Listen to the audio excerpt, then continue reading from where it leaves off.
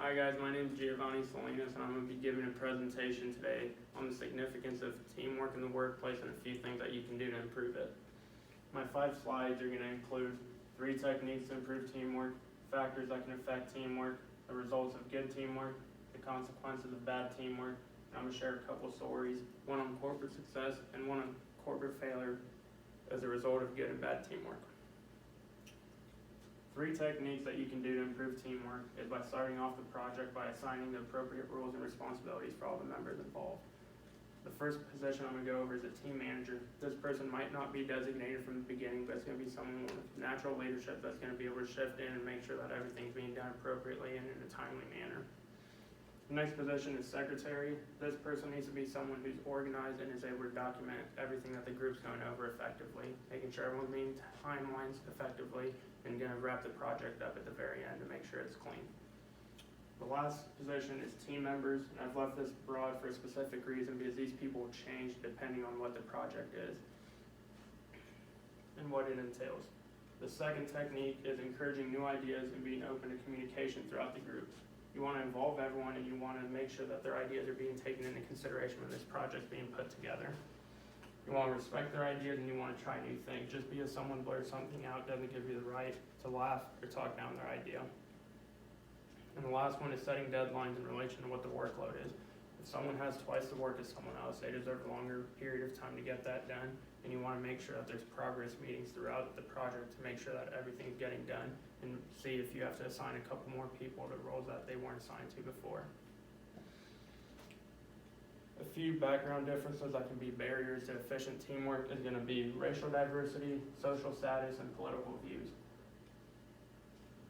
As a society today, we're at a place where all racial ethnicities are present in the workplace.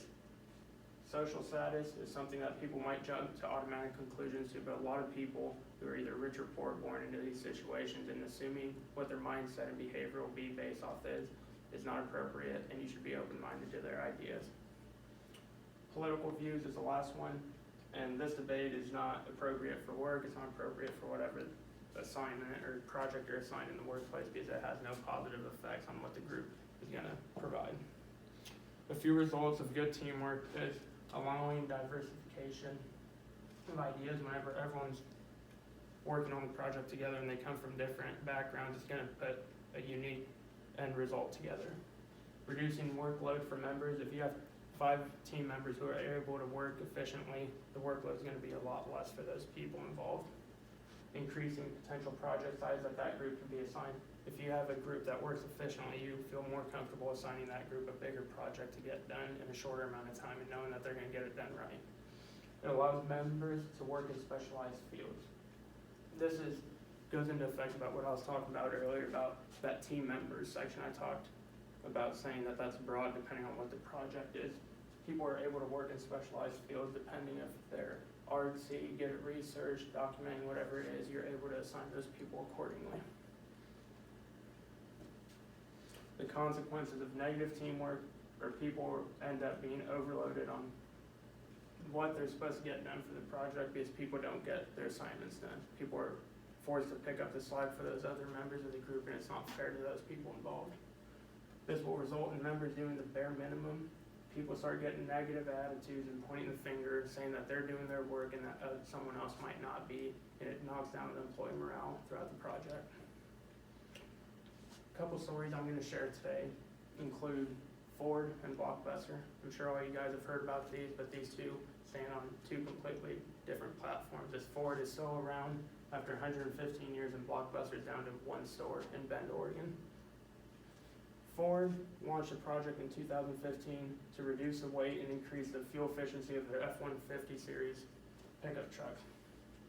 This team had 18 months to meet their deadline and bring back to the company board a project that they would be able to pursue to reach this goal. They met once a month for 18 months, and it resulted in an increase of $1.1 billion in sales for the 2015 third quarter.